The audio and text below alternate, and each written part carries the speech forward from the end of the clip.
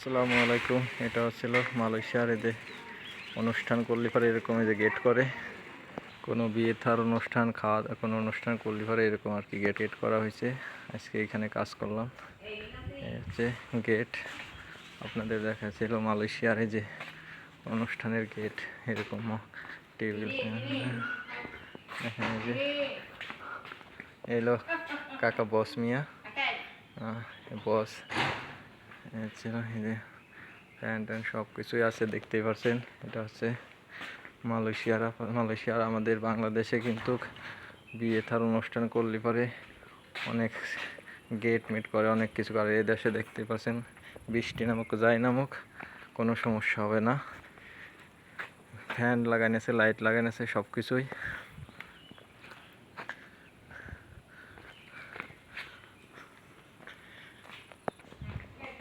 এ হচ্ছিল বস আবাং, মানে ভাই বাংলাদেশি।